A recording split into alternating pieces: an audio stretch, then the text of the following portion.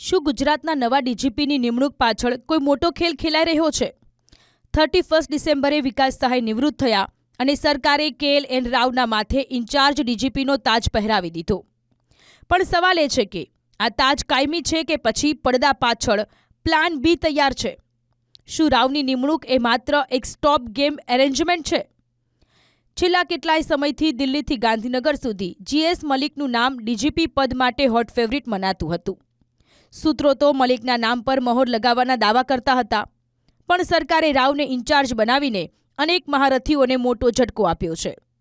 મલિક અને રાવ વચ્ચેની કાંટાની ટક્કરમાં હાલ પૂરતું પલ્લું રાવનું ભારે દેખાઈ રહ્યું છે. સત્તાના ગલિયારાઓમાં ચર્ચા એ છે કે શું આ સાઉથ લોબીનું કમબેક છે? એક સમયે કે કૈલાસનાથન હતા ત્યારે સાઉથના અધિકારીઓનો સરકારમાં ભારે દબદબો હતો.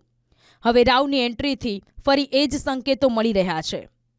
રાવ પાસે 2027 સુધી એટલે કે પૂરા 22 મહિનાનો સમય બાકી છે. તો શું સરકાર આ જ મહિનામાં સોગઠા ગોઠવીને તેમને કાયમી ડીજીપીનો ચાર્જ સોંપી દેશે? પણ યાદ રહે, ઇન્ચાર્જ એટલે વેઇટિંગ લિસ્ટ. રાવ પાસે અત્યારે CIDનો પણ ચાર્જ છે અને સરકાર ત્યાં નવા અધિકારીને શોધી રહી છે. કડક છાપ ધરાવતા રાવ માટે આ નિમણૂક એક ટેસ્ટિંગ પીરિયડ છે.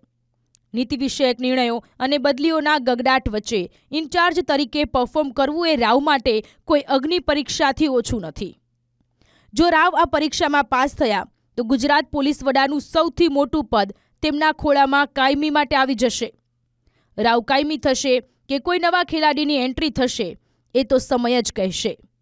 પણ હાલમાં સરકારે ડીજીપીના પદનું ગાજર લટકાવી રાખ્યું છે.